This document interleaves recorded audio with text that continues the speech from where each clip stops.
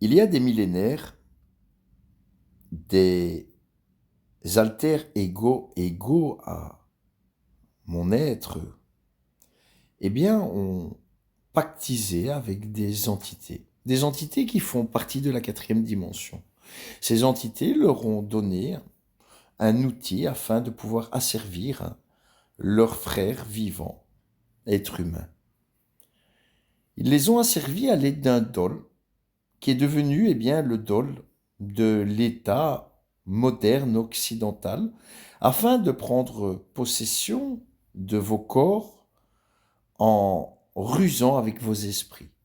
Alors je suis Mehdi Ier, je suis celui qui va vous libérer de votre esclavagisme consenti, car oui, la loi du Créateur ne permet pas que l'on vous esclavagise sans votre consentement.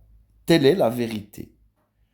Alors bien évidemment, les propriétés du volume n'appartiennent qu'au volume, à savoir que tout ce qui est matériel, tout ce qui fait partie du monde matériel en trois dimensions est un volume. Il a une densité, il a une masse, et bien ses propriétés ne sont propres qu'à lui. Vous pouvez prendre cette formule sur laquelle il n'y a pas d'avis à donner et l'appliquer à toute chose. Les propriétés du Soleil n'appartiennent qu'au Soleil. Les propriétés de la Lune n'appartiennent qu'à la Lune. Les propriétés d'un Samsung Galaxy S23 n'appartiennent qu'au S23. Sinon, il serait un iPhone. Et les propriétés de l'iPhone 6 n'appartiennent qu'à l'iPhone 6. Ou sinon, il serait un iPhone 9. Tout comme dans l'infiniment petit, les propriétés du proton n'appartiennent qu'au proton. Sinon, il serait un neutron. Tout comme dans l'infiniment grand, eh bien, les propriétés du créateur de l'univers n'appartiennent qu'au créateur de l'univers.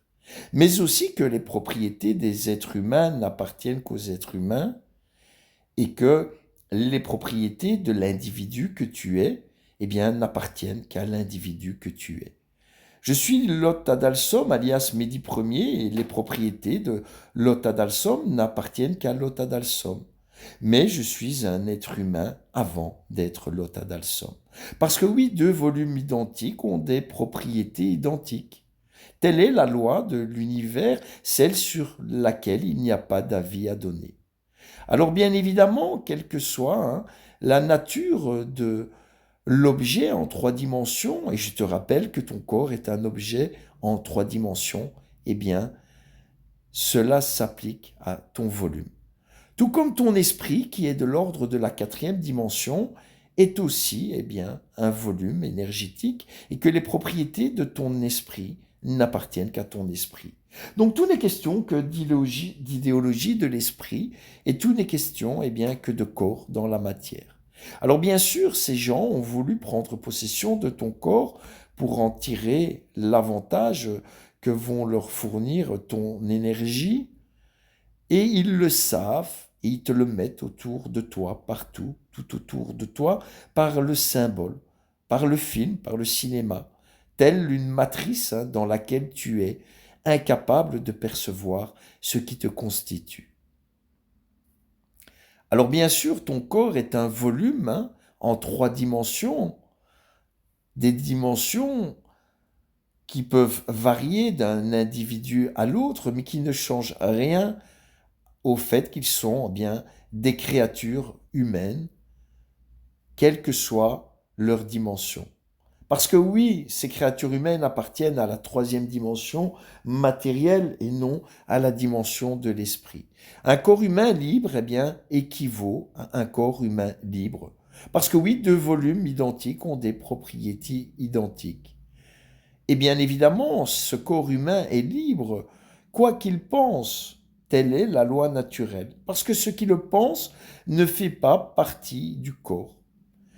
C'est ce qui constitue la quatrième dimension immatérielle, celle que l'on ne peut prendre ni toucher, et qui constitue ce que tu penses. C'est ce que ton âme pense, l'idéologie que tu suivras. Et un esprit, une âme vaut une âme, quoi qu'elle pense. Telle est la loi naturelle. Parce que oui, les propriétés de l'âme n'appartiennent qu'à l'âme.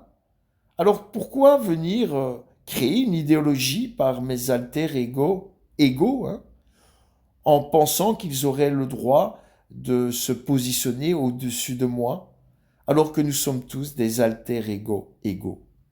Les propriétés du volume matériel qu'est mon corps, eh bien, sont que j'ai le libre arbitre de disposer de mon corps sans entrave, sans frontières sur la planète Terre, sans jamais devoir subir une entrave au corps par quiconque de mes alter-ego égaux, et certainement pas au nom d'une idéologie immatérielle qui est faite par ces mêmes alter-ego égaux et qui n'est pas de l'ordre de la troisième dimension.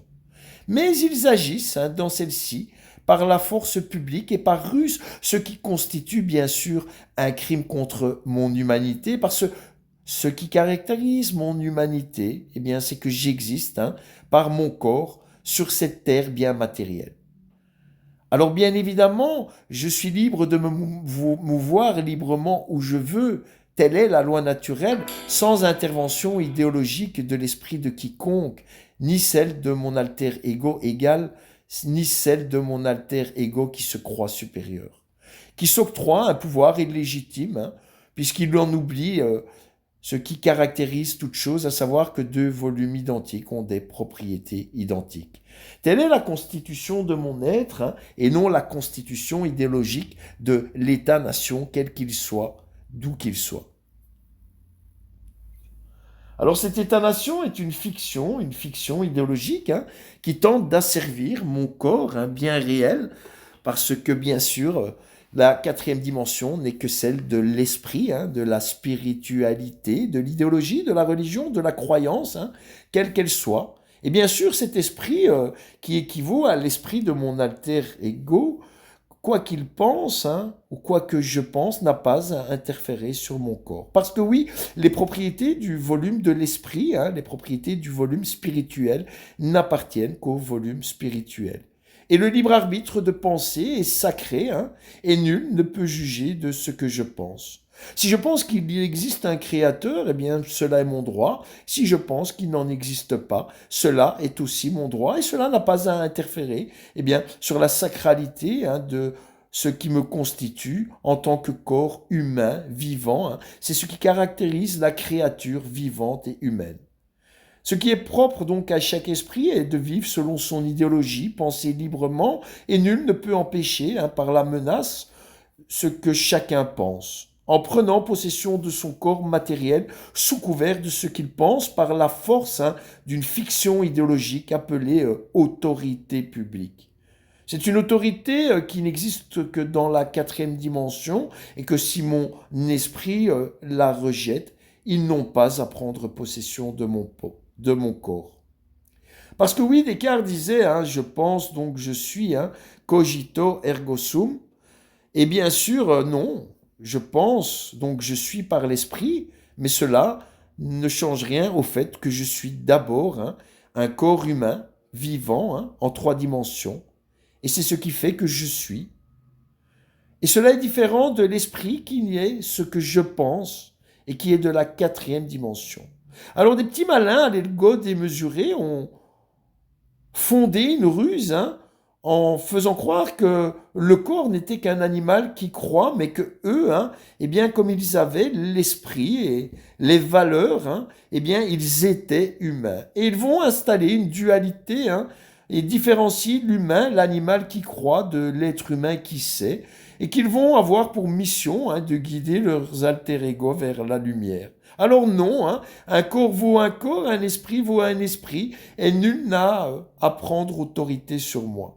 Alors bien sûr, Descartes, est-ce qu'il l'a fait de manière consciente ou a-t-il été leurré par des forces de cette 4e dimension spirituelle Peu importe, cela ne me regarde pas, car je sais que je suis seul maître de mon corps et de mon esprit, que je ne représente que moi, parce que je n'existe que parce que je suis bien repéré en tant que point de repère au croisement de l'abscisse et de l'ordonnée, et que je suis l'image du point de repère.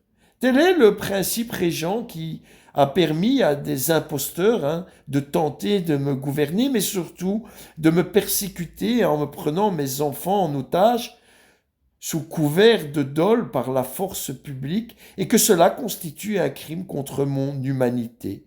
Parce que oui, ce qui caractérise avant tout mon humanité, eh bien, c'est mon corps. Parce que mon âme, elle, n'est pas matérielle et elle est extraterrestre. Donc, il est hors de question que je me soumette à qui que ce soit et que je me fasse représenter par qui que ce soit, parce que vous pensiez ou pas que le Créateur existe, il est de mon choix et de mon libre arbitre de le penser. Donc, comme cet état idéologique ne protège pas mon corps, puisque via ce dol, il m'empêche d'être libre, je me donne à partir de cet instant le droit de défendre, selon la loi naturelle, toute personne qui essayera d'entraver mon corps. Bien, et paix à vous tous. Je vous aime et je vous souhaite le meilleur.